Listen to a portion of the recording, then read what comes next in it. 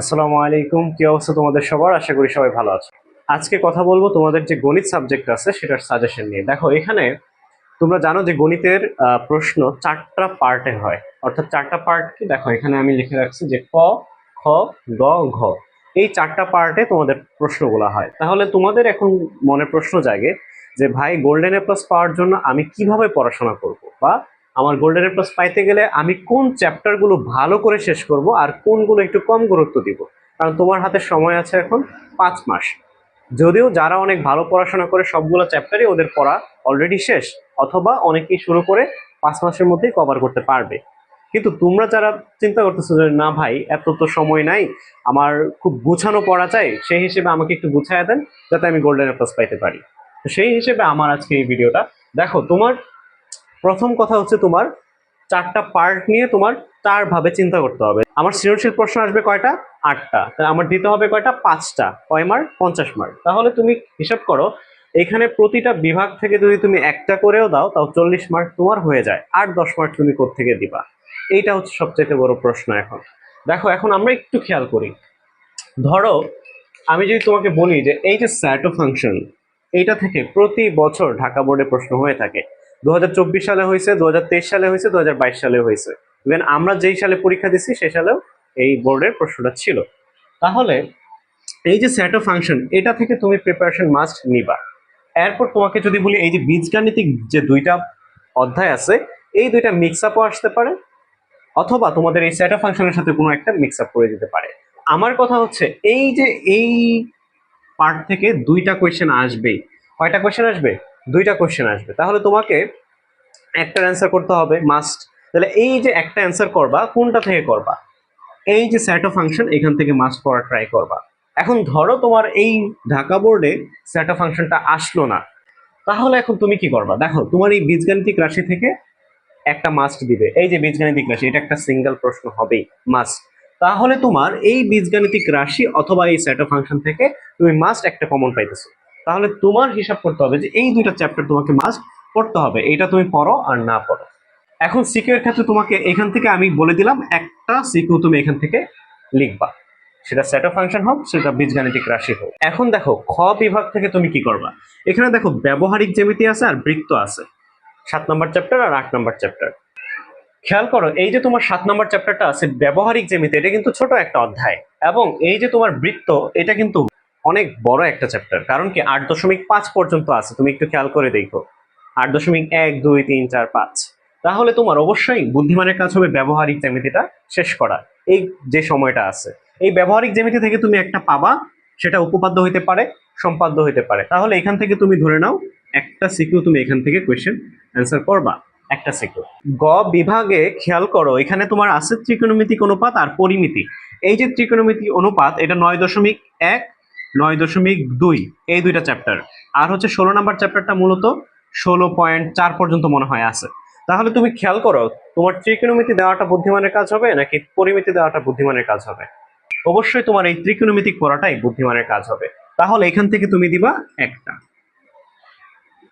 তাহলে কয়টা গেল খেয়াল করো, একটা, দুইটা, তিনটা সিকিউ অলরেডি তুমি দিয়ে দিছো। এখন আর দুইটা সিকিউ তুমি কোত্থেকে দিবা? দেখো, পরিসংখ্যান থেকে তোমার প্রশ্ন হয় কয়টা? দুইটা। তাহলে তুমি এখন নিজে চিন্তা করবা যে আমি পরিসংখ্যান থেকে দুইটা দিব নাকি অন্য একটা জায়গা থেকে একটা দিব আর পরিসংখ্যান থেকে একটা দিব। মূলত তোমার দেখো, মান বন্টনে তোমাকে কি বলে দিচ্ছে যে প্রতিটা বিভাগ থেকে ন্যূনতম একটা করে 5টা প্রশ্নের উত্তর দাও। ন্যূনতম একটা বলতে কি, প্রতিটা বিভাগ থেকে তুমি মিনিমাম একটা করে দেওয়া লাগবে। তাহলে তুমি এখান থেকে একটা দিছো, এখান থেকে একটা দিছো, এখান থেকে একটা তুমি দিয়ে দিছো। আর কয়টা লাগবে তোমার? দুইটা। তাহলে এখান থেকে তুমি একটা দিতে পারবা। কয়টা গেল? চারটা। তাহলে আরেকটা তুমি কোত্থেকে দিবা? এটাই তোমার মূলত প্রশ্ন, আরেকটা প্রশ্ন তুমি কোত্থেকে দিবা। অবশ্যই পরিসংখ্যান থেকে দুইটা আসে, দুইটাই পরিসংখ্যান থেকে দিয়ে দিবা। এই 17 নম্বর চ্যাপ্টারটার বস হয়ে যাবা। কি হবা? এই চ্যাপ্টারের বস হবা তোমরা। তাহলে এখান থেকে দুইটা দিলে 20 মার্ক, এখান থেকে দুইটা দিলে কয় মার্ক? 20 মার্ক। এখান থেকে একটা হচ্ছে 10 মার্ক, এখান থেকে 10 মার্ক, আর এই যে এখান থেকে 10 মার্ক। কত মার্ক হইল টোটাল? 50 মার্ক।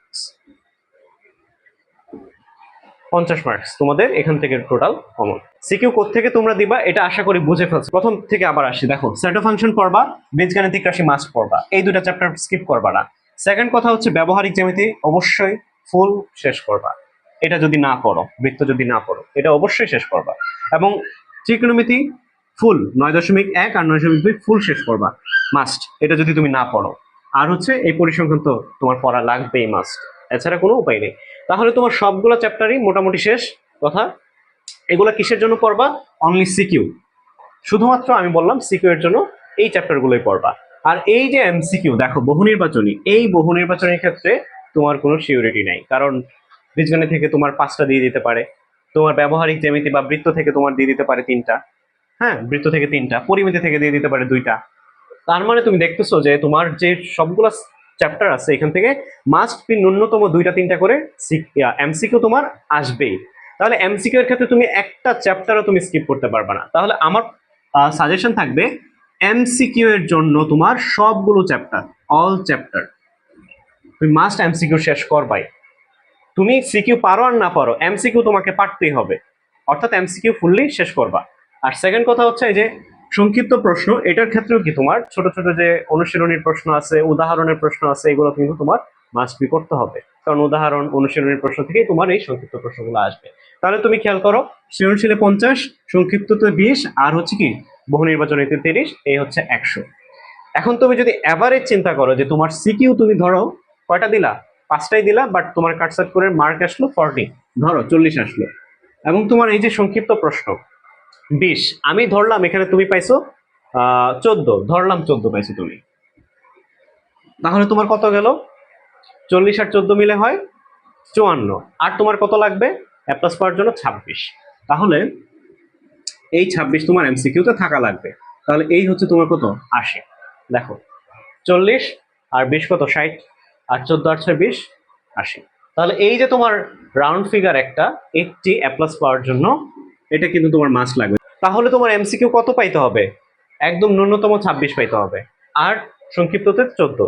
এখন তুমি যদি সংক্ষিপ্ততে আরো ভালো করো, 14 না পাই, ধরো 16 পাইলা, 17 পাইলা, তাহলে তোমার এখানে এমসিকিউতে কম আসলেও সমস্যা নাই। আবার ধরো সৃজনশীল প্রশ্নে তুমি 40-এর বেশি পাইলা, 45-40 পাওয়া গেলা, তখন এখানে কম আসলে সমস্যা নাই। মেইন কথা হচ্ছে তোমার এমসিকিউতে 25 মার্ক রাখবাই, এটা তোমার লাগবেই। তাহলে তোমার এই যে এ প্লাস তুমি পাইতে পারবা। তাহলে এই যে গণিতে তুমি এ প্লাস পাইলে, বাকি যে সাবজেক্টগুলো আছে ওইগুলোতে এ প্লাস পেলে, সর্বমোট সবগুলা সাবজেক্টে এ প্লাস থেকে তোমার গোল্ডেন এ প্লাস আসবে। তো আশা করি এই সাজেশন ক্লাস থেকে মোটামুটি বুঝতে পারছো, ধারণা নিতে পারছো কোন চ্যাপ্টার গুলো তোমার মাস্ট বি পড়া লাগবে। আর এমসিকিউর জন্য তো সবগুলাই পড়া লাগবে, আর সংক্ষিপ্ত প্রশ্নের জন্য তো মোটামুটি উদাহরণ, অনুশীলনের প্রশ্ন এগুলো সলভ করতে হবে। কারণ তোমার যে সময়টা আছে, আশা করি এই সময়টার মধ্যে তুমি সব সলভ করতে পারবা। আর সিকিউ এর জন্য অবশ্যই বেছে বেছে এই যে 5টা চ্যাপ্টারের কথা আমি বললাম, এগুলো ভালো করে শেষ করবা। তো ভালো থাকো, সুস্থ থাকো, নেক্সট ভিডিওতে আবার দেখা হবে। আল্লাহ হাফিজ।